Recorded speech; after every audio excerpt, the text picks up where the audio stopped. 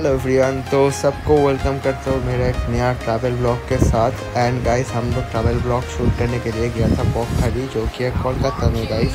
And बॉकखाली एक खूबसूरत सी बीच है गाइस, एंड सीक्रेट बीच भी बोल सकते हो आप लोग। तो और गाइस, ये ब्लॉग होगा बंगाली में, ठीक है। आप लोग गाइस बंगाली में ये ब्लॉग देखोगे।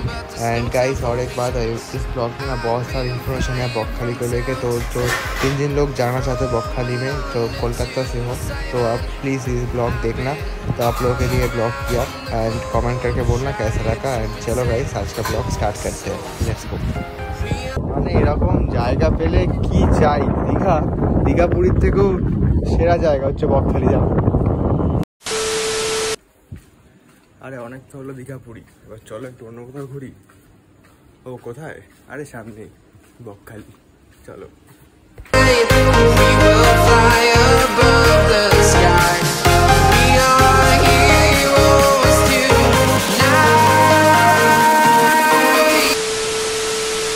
সো গাইস, এখানে একবার অবস্থাটা দেখো, পুরো রাস্তাঘাট কিন্তু খালি, পুরো রাস্তাঘাট খালি, দেখতেই পাচ্ছ। এখানে একটা রাস্তাতে কোনো লোক নেই, মানেটা নাকি গরমকাল, বুঝতে পারছো তো বিষয়টা?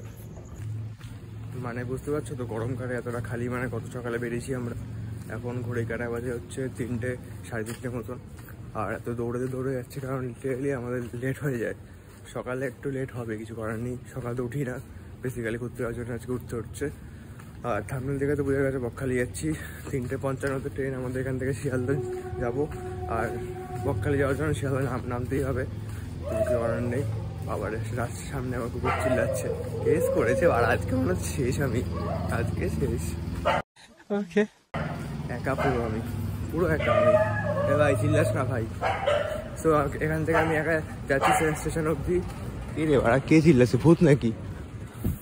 আবারে ভয়ও লাগে একটু, পুরো রাস্তা খালি তো, একটাও লোক নেই। শীতকালের সময় বেরোলে কী অবস্থা হতো ভাবো একবার। তো এখানে দুটো বন্ধু আসছে আরও, আর দুটো বন্ধু সেখানে চলে এসছে অলরেডি হয়তো। আমি এখন যাচ্ছি, ঠিক আছে। কেড়ে ভাই, কেড়ে বাড়া, ভয় লাগে না? ভয় লেগে যাচ্ছে বাড়া, আজকে এত সকালে বেরিয়েছি না অনেকদিন পর।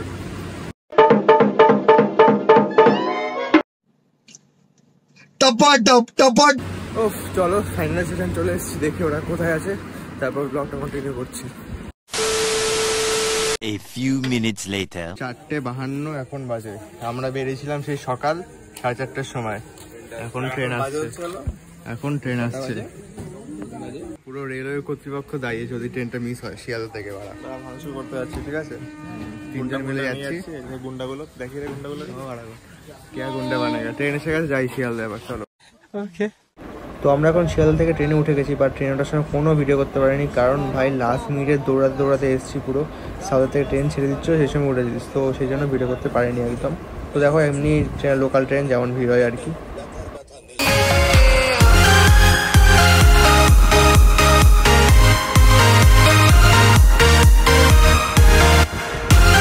A few minutes later.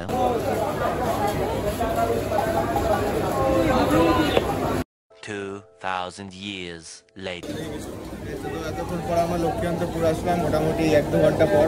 Sealdah থেকে যেভাবে ট্রেন ধরেছি সেটা তো আর দেখাতে পারলাম না, মানে লাস্ট মিনিটে ট্রেন ধরেছি শিয়ালদা থেকে, পুরো একটা নামখানা লোকাল। এই হচ্ছে আমাদের লক্ষ্মীকান্তপুর স্টেশন। এখানে রাজ এখানে ভিডিও করছে, যে পড়ে গেছে রাজ এখান থেকে, ওখানে গান শুনছে সবাই। তো এখান থেকে এখনো 1-2 ঘন্টা লাগবে নামখানা যেতে, বসে থাকি আরো।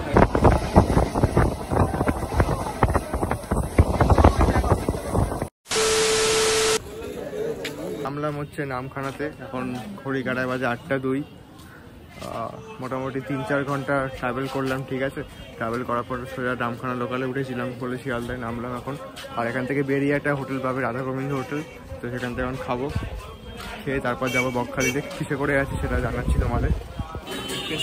সকালে ব্রেকফাস্ট রাধা গোবিন্দ থেকে হচ্ছে নামখানা। ক্যামেরা নিয়ে রেডি হয়ে জানো, ফুড ব্লগার এসছে জানো আমাদের সাথে, একটা ফুড ব্লগিং করছে এখানে না খেয়ে। আরে ভালো, 5 স্টার হোটেলে খাবার খারাপ হয় নাকি?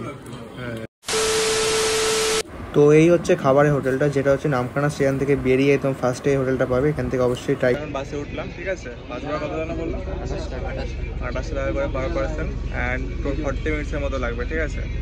একটা সিট পাইনি, পুরো প্যাকড আপ হয়ে গেছে। এই বাচ্চাটা সিট পেয়েছে একটা, ঠিক আছে। এভাবে যাই, চল আর কি করবো। A few minutes later. এসে গেছি বকখালিতে, আর নামবো।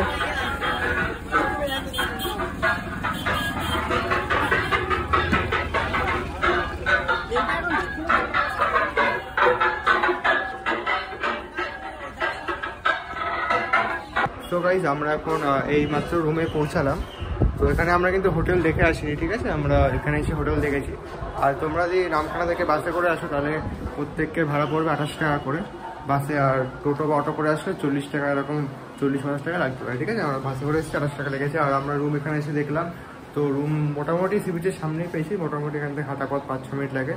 তো আর এই রুমটা কত কী পড়েছে, কী কী আছে রুমের, কেমন কি ডেকোরেশন ঠিকঠাক কেমন ভ্যালভার মানি হয়েছে নাকি, সেগুলো সব তোমার নেক্সট ভিডিও দেখতে পাবে, নেক্সট পার্টে। তো আপাতত আমরা এখন বিচে যাইনি, তো বিচের ভিডিও সব মানে যেগুলো সেগুলো সব নেক্সট পার্টে দেখতে পাবে।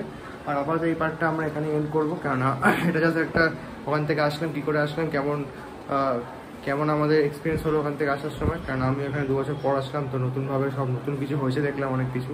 তো এই একটা আসার ট্রাভেল ট্যাগ আমি এই ভিডিওতে রাখলাম। আর বাকি যেগুলো আছে, কী কী করছি সারাদিন, কী কী করছি, মানে কোন হোটেলে থাকছি, তো এগুলো সব নেক্সট পার্টে তোমরা দেখতে পাবে, ঠিক আছে। আর আজকে ওটা এখানে এন্ড করছি। সো দেখা হচ্ছে নেক্সট পার্টে। ততক্ষণ তোমরা চ্যানেলটা সাবস্ক্রাইব করে পাশে থাকো আমার, আর দেখা হচ্ছে নেক্সট পার্টে। বাই। দেখো আমাদের হোটেলের বাইরে থেকে কিছুটা এরকম লাগছে, বিচটা হচ্ছে ওই সাইডটায়, ঠিক আছে, ওই দিকে বিচটা। আর এখানে একটা পুকুর বা ঝিল টাইপের কিছু একটা করা। আর এখানে কিন্তু এখন অনেক হোটেল হয়ে গেছে।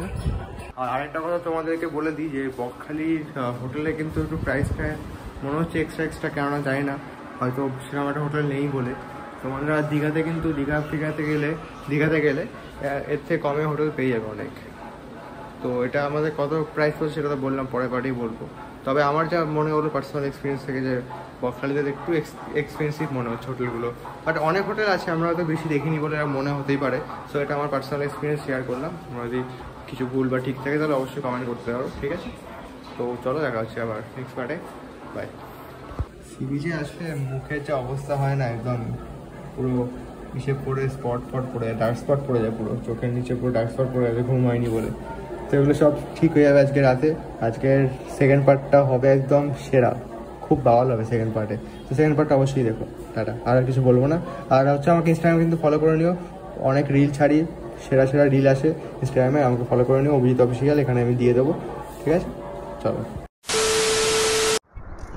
আরে ভাই আর কেমন আছিস? আর বলিস না, জব টব আর পাবো না মনে হচ্ছে, তার মধ্যে গার্লফ্রেন্ডটা মনে রাখতে পারবো না, বুঝিস তো, হয়ে গেছে, টাকা পয়সা নিয়ে হাতে।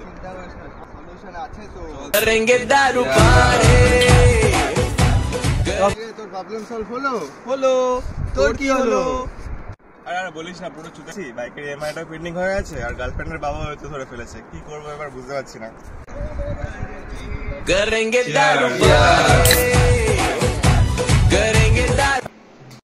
কিরে তোর প্রবলেম সলভ হলো? হলো। তোমাদের কি হলো?